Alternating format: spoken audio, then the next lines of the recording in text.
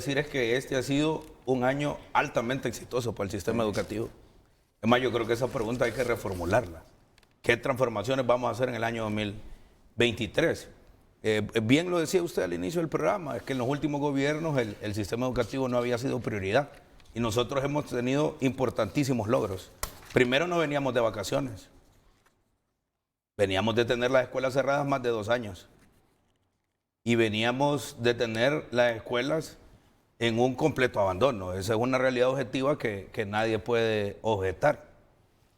Por otro lado, unas reducciones terribles en los presupuestos en educación que habíamos venido teniendo. No solamente en la Secretaría de Educación, sino también para las universidades. Mi universidad, la Universidad Pedagógica, año 2020, una reducción de 100 millones de lempiras. En el año 2021, 125 millones de lempiras. Es decir, que esa universidad, que es la formadora de los formadores de ese país, una reducción de poco más de 225 millones de lempiras. Y además de ello, que recuerde usted que se habían cerrado las escuelas normales y se las habían entregado. Es decir, se las entregaron sin financiamiento. Yo tengo preparada una pequeña presentación para que identifiquemos algunos de los logros que hemos tenido en el año lectivo 2022, que no ha sido tarea fácil. La pandemia todavía no se ha ido.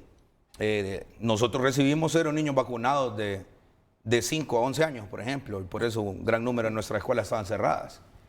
Tal vez producción nos puede colaborar y podemos poner el inicio de la presentación, porque este año ha sido realmente exitoso.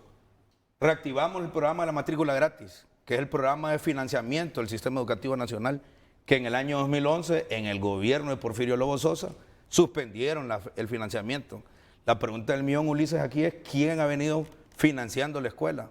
Es decir, la compra de papelería, la reproducción de exámenes, los listados de las madres y los padres de familia y los profesores. Y las reparaciones mínimas de las escuelas que no se han terminado de caer, los profesores junto a las madres y los padres de familia. Reactivamos el programa de alimentación escolar y le hemos dado un giro, que más adelante lo vamos a conversar. Hemos alfabetizado a más de 2.225 privados de libertad. Esa gente que está privada de libertad son hermanos y son seres humanos.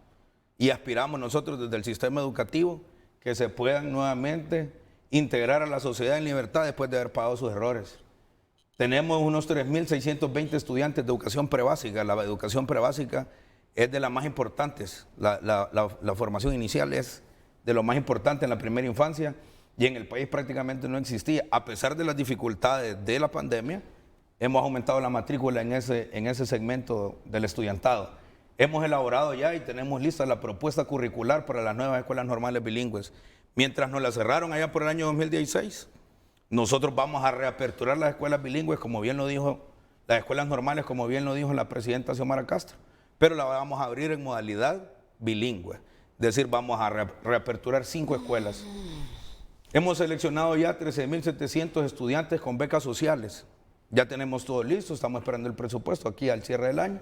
Y en enero del 2023 vamos a hacer efectivos los pagos. Tenemos unos 25.135 nuevos hondureños alfabetizados. Esa es una tragedia, mire, Ulises. En el año 2009, que se dio el golpe de Estado, el país estuvo a escasos 3 meses de declararse libre de analfabetismo, por debajo del 5.5, el índice de analfabetismo. Nosotros recibimos, este gobierno recibió... Que es el estándar, ¿va? Sí, que es el estándar mínimo por debajo del 5 para declarar un país libre de analfabetismo.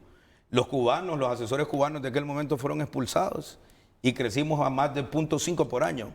Hoy el índice promedio del país, nosotros lo recibimos casi en el 11.2% y tenemos comunidades del país donde superan el 17%.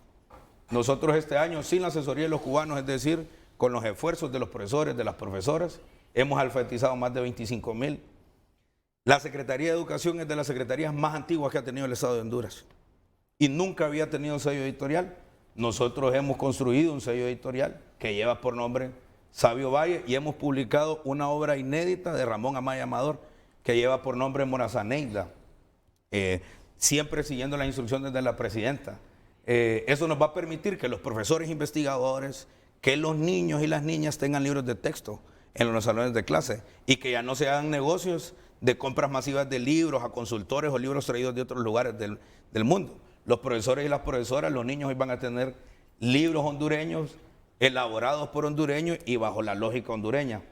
Hemos firmado más de 45 convenios de cooperación, tanto con instituciones nacionales como con la cooperación internacional a través de los esfuerzos de la Canciller. Hoy precisamente vamos a firmar un convenio más con el gobierno cubano para la formación de doctores en educación que nos va a permitir elevar la calidad del sistema educativo. Bueno, vean ustedes lo interesante de todo esto. Los funcionarios de turno, obviamente, que dan la mejor cara. Y el momento propicio, el momento ideal para juzgarlos es cuando terminan su gestión. Claro. Y a nosotros nos gustaría que el ministro secretario de Educación, Daniel Esponda, pues, terminara los 4 años en la Secretaría de Educación y pasados 4 años se le pueda hacer pues, el juzgamiento necesario, equilibrado. Como vean, hoy lo hacen ellos a nivel de reclamo al Partido Nacional. Porque, en efecto, no podemos desconocer que en los gobiernos anteriores la educación no fue una prioridad. No se le dio solo quiero señalar el una cosa adecuado. Que se nos quedó ahí, porque se hizo una campaña hace meses que la Secretaría de Educación no había ejecutado sus presupuestos de infraestructura. ¿Cuánto fue la ejecución presupuestaria? Nosotros hemos ejecutado el 100% de los presupuestos de infraestructura escolar.